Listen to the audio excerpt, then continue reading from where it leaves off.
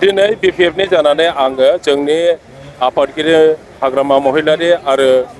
गोबां सिनियर दैदेनगिरि आब' प्रमिलामोन गासैखौबो लानानै आंनो नमिनेसन आङो फाइल खालामबाय आरो दा नुनो मोनदों जोंनि बिपिएफ दोलोनि देरहानाया 100% निश्चित जाबाय मानोना गासिबो बिटिसि बासिया धर्म जाति भाषा बावना गारनानै बयबो ज' जाजोब्बाय आरो बिपिएफखौनो समर्थन होनो थाखाय आगान होबाय जेबो बिदि फेक्टर गैया बिटिसिआव अन्तत बिटिसिआव क'क्राझार समस्ति आरो दरं उदालगुरि समस्ति बे मोननैयावबो खुनु पार्टिया फेक्टर नङा जोंनि थाखाय बिपिएफआनो देरहायो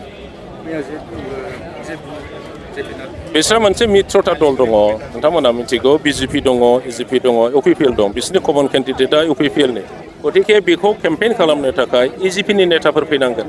बिजेपिनि नेताफोर फैनांगोन जुदि नेताफोर फैलायलायाबा इउपिपिएलआ आइसोलेटेड जाया होमबा अकलसरिया जाया होमबा बिसोरनि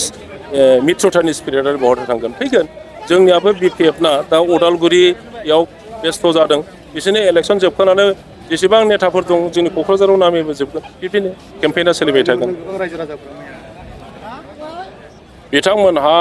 30,000 जागोन 20,000 जागोन होननानै मोनसे स्टेज बानायलायनानै खालामदोंमोन जोंबो मिथिदों आंनि न' सेरावनो खिन्थु बेसेबां जादों नोंथांमोना रिपर्टारानो नुगासिनो दङ दिनै बिपिएफआ बेबायदि मिटिंबो खालायाखै जोङो साइनासालिबो लुवाखै जेबो खालायाखै स्पन्टेनियासलि जोंनि रायजो राजाफ्रा ओरैबायदि फैदों दा 20,000नि बारा जमा जादों नोंथांमोना समग्र टाउनाव जि मानसिफोर रेलियाव नुदों बेखौ नायब्लानो सानब्लानो नोंथांमोना नुगोन गांसे गांनैजों जोङो देरहागोन बे नङा बिपिएफआ बिराद बुरजा 12 भट लानानै देरहागोन बे नबसरनि खोथाया गैला बेनि मा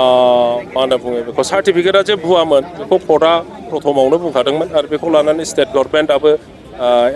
भिजिलेन्स कमिटियाबो बेखौ इनभेस्टिगेट खालामनानै बुंदोंमोन गेजेरावहाय कर्टआ आरो उल्था स्टे अर्डार होफिनदों दा आरो सेकेन्ड डाबल बेन्चआव बेखौ माने आरो नाखस खालामफिनबाय कर्टआ बालाय गावनि नोजोरजों जेखौ नुदों बेखौनो भार्डिक्ट होगोन बा बेखौनो राय होगोन गतिके आं सानो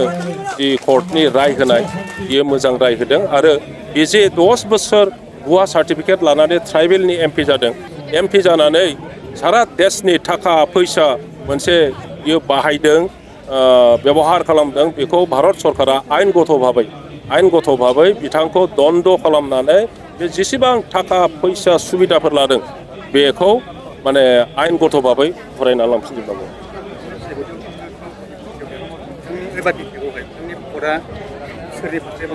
गोबाङाव देरहायाखै मोनसे पलिं स्टेसनाव पलिं बुथआव मात्र 10 जन 12 जननिल' खमि जादों जोंनि बिपिएफआ खालि जोंनाव 2,200 सामथिं माबा दङ 2,500 दङ भट सेन्टारा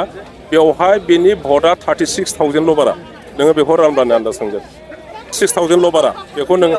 20,000ल' बारा मोनदों बियो 20,000खौ 2,500जोंनो भाग खालाम होमब्लानो बेखौ दिहुननो हागोन बिथाङा गैला बिथांनि जेबो गैया बे भटआ गासिबो बिपिएफआव फैजोबो अपसना बिपिएफ